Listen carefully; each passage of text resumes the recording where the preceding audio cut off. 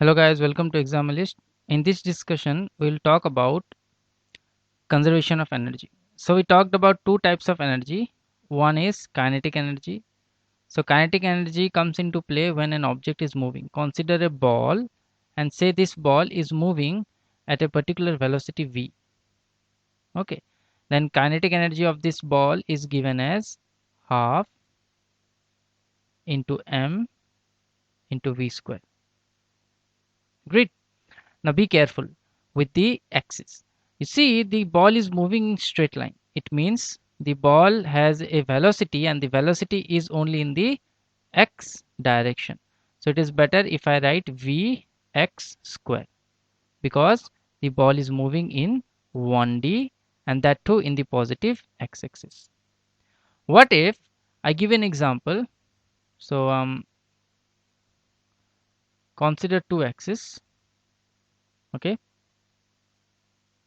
So say this is the y-axis and this is the x-axis. Now imagine a ball here which was originally at the origin starts moving in this direction with a velocity v. Agreed? Then if somebody asks you what is the kinetic energy, part 1 is you can happily write that the kinetic energy of this ball is half into m into v square. Agreed? But if you are asked what are the various components of kinetic energy, then you divide this energy into two components. You divide this velocity. You see the velocity has a x component which can be written as vx, and the velocity can have a y component which can be written as a vy. Okay. So the velocity, the original velocity here is made up of two velocities. One velocity in the x-axis and another velocity along the y-axis, which can be written as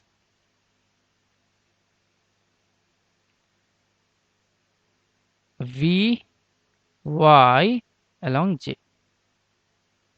Now, what is the kinetic energy now? Let us make a quick derivation of the kinetic energy in this case. So it is actually half into m. So v square is actually v vector dot v vector. So remember, you see this is actually v square. This v square is nothing but a dot product of v vector, because v vector is the velocity of the object or the ball. Agreed? So how to solve this? So this can be written as half m. So you can do the dot product yourself. Then what is the answer? There will be vx square. Okay, all you have to do is dot product this with itself. Then what happens? I dot I is 1, so there will be vx square. J dot j is 1, so there will be a vy square and nothing else. So there will be two kinetic energy terms. One is half m vx square and another is half m vy square.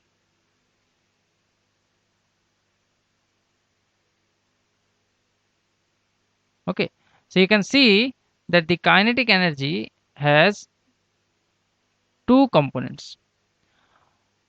One component of the kinetic energy gives it energy in the x direction. Another component of kinetic energy gives it energy in the y direction. This component of kinetic energy helps the ball move along the x-axis, and this part of the kinetic energy helps the ball move in the upward direction along y-axis. They together constitute the total kinetic energy, which can be written here.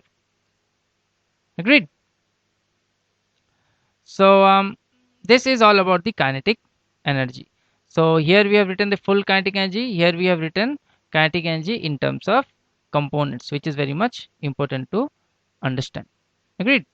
So now that we have studied all about kinetic energy, let's go and understand a bit about the potential energy. So potential energy comes into view when you have done some work against some force. For example, consider this is the ground and a ball is on the ground. Constantly on the ball there is a force acting.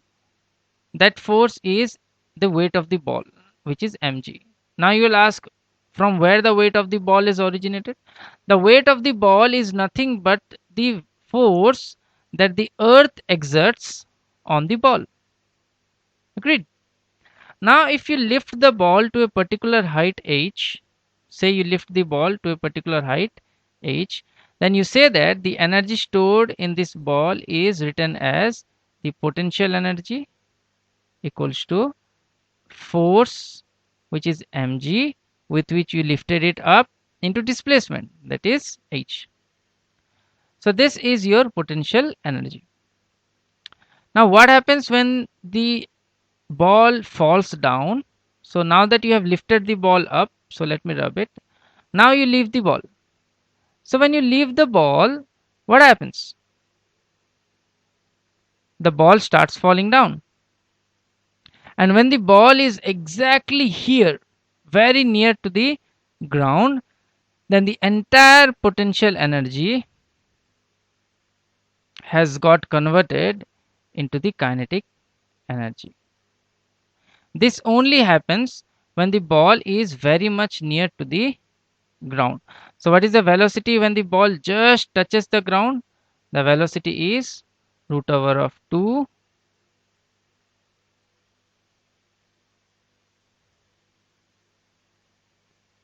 gh.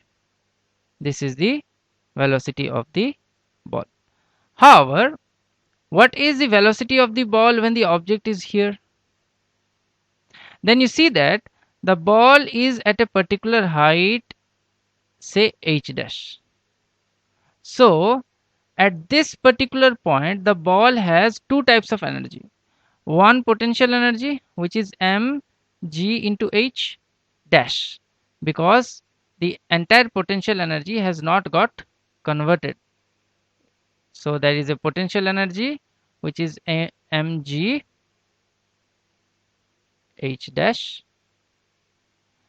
and then there is a kinetic energy which is half m.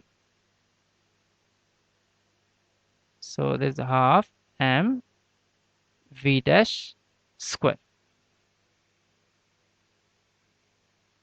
Okay, so you see the entire potential energy has not got converted. How much of potential energy has got converted? So the amount of potential energy that has got converted is, so can you tell me what is the loss of energy? So initially the ball had energy m into g into h.